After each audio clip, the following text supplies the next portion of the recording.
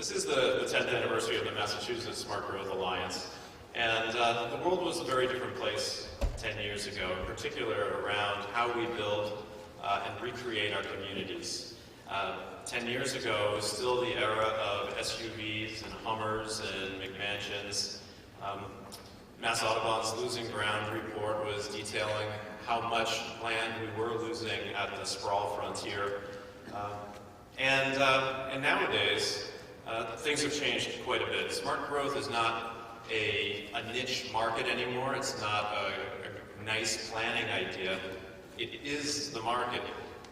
And some indications of that our friend Chris Lineberger, who works down in DC and is a national voice on these issues, has done research in some metropolitan areas, such as DC, where they've found that coming out of the recession, 80%, at least 80%, maybe even 90% of all of the real estate investment and growth that's happening are happening in walkable urban areas, right? In far less than 10% of the region's land area. And recently, they did a study in the Atlanta metro region, which is the poster child for sprawl in the United States. And there's no geographic boundary to that city, and it has just been consuming square miles of land over the years. But even there, they found that in the last few years, 60% of the growth is all concentrated in, again, a small number of smart growth locations. And why is this happening? And even in Massachusetts, we're seeing that 2/3 of the permits today, the Commonwealth Housing Task Force in their housing report card showed that we have 2/3 of all the permits that are being pulled for housing this year in the first half of 2013 are for multifamily housing. That's a reversal of 10 years ago. We're having demographic shifts that reflect this change in the marketplace, right? On the one end, we have the millennials, largest generation ever, coming into creating new households for the first time. And when asked about their market preferences, where they want to live, the number one priority for them is to live in a walkable community. At the other end, we have our aging population, our boomers, that are starting to downsize. And interestingly enough, these groups want to be in the same kinds of places. They want to be in vibrant, welcoming, diverse, walkable areas. So we're a very different place now than we were 10 years ago.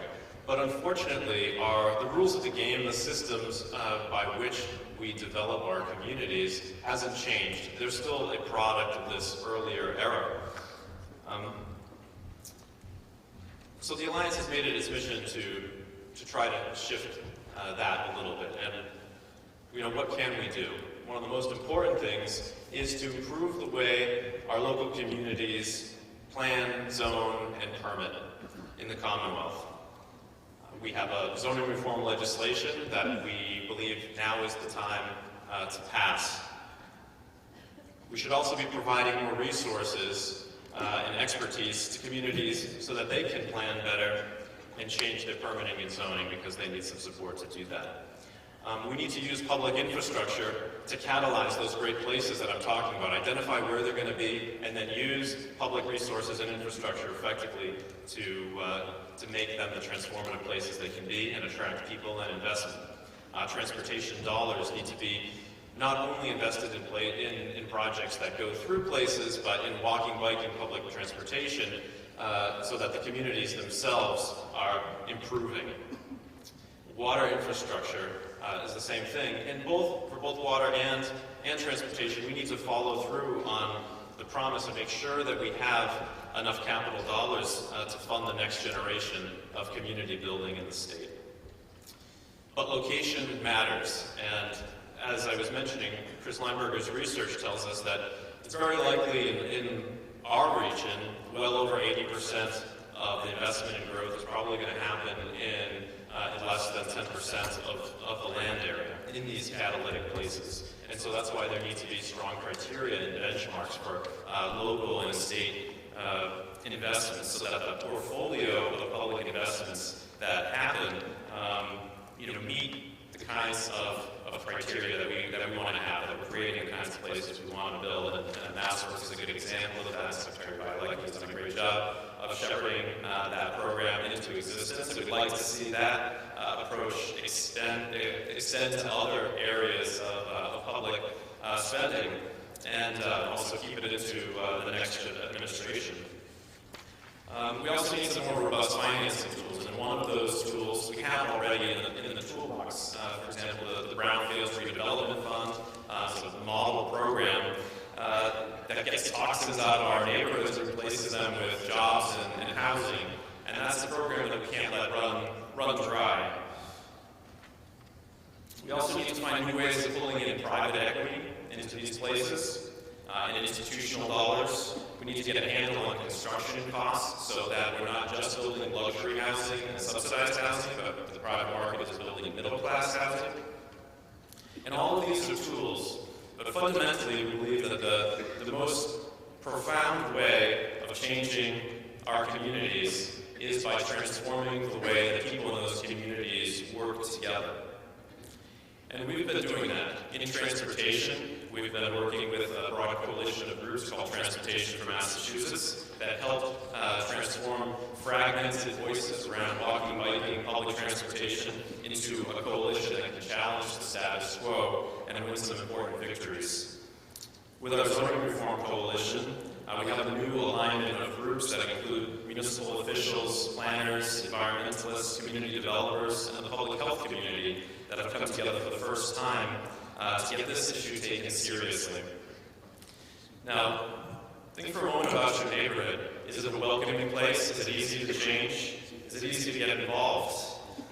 Well, with our Great Neighborhoods Initiative, we've been working with a number of local groups and some communities that have been working to transform their communities in a positive way. We started out in 5 communities, including Lawrence, Roxbury, Somerville, Winchester, and the Fairmount Corridor in Boston. Now, these places and these people are already doing some great work, and we weren't about to get in their way. Instead, we asked them 2 years ago, how could we accelerate their work so that they can achieve their goals more quickly?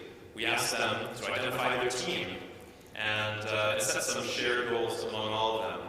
We raised some resources and helped them staff that work plan. We asked them to measure their progress.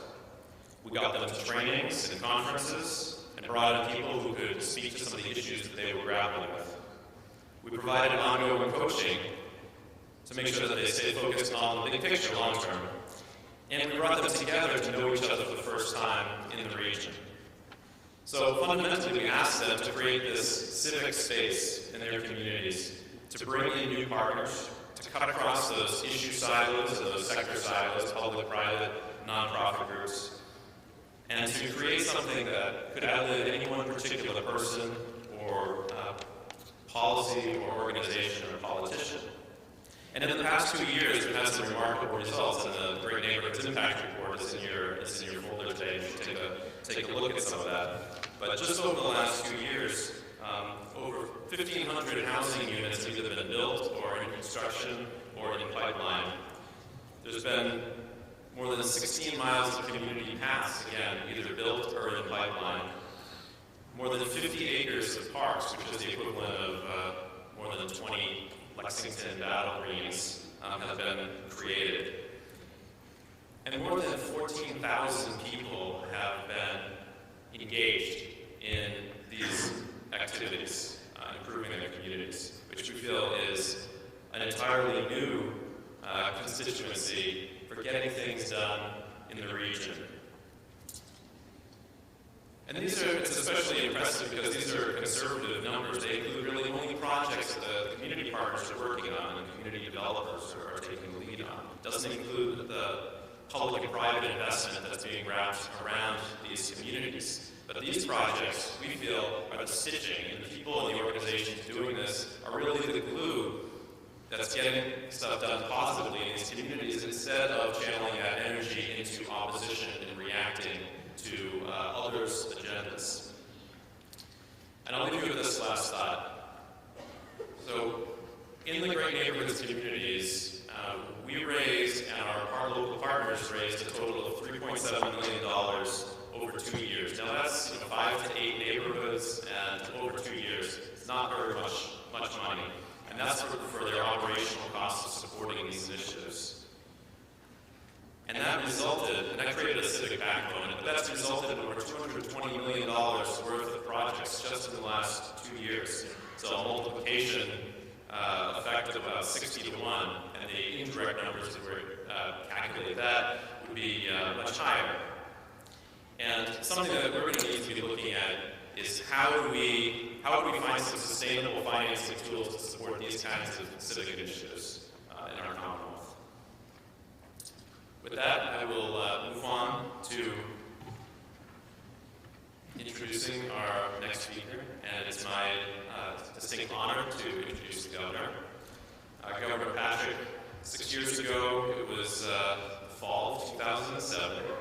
I was a recently hired, pretty inexperienced executive director, and you were a pretty recent hire yourself. We've both come a long way. You run the state pretty effectively now, and I run a virtual organization pretty effectively now. But back in the fall of 2007, some of my directors and I had the opportunity to come and present to you and your development cabinet, and we presented our work. We said, the station has some goals around land use and infrastructure. We need to get out of our little boxes of issues. We need to think regionally. We've got to consider housing and natural resources and economic development all together when we do transportation projects.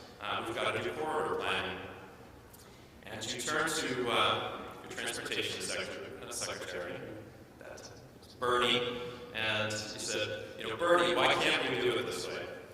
And the upshot of all that is not only that you did the South Coast Rail Corridor Plan, which did precisely all of those things, but your team figured out how to work collaboratively across agencies, with the regional planning agencies, and with dozens of cities and towns, to forge some kind of consensus around where we should develop and where we should preserve.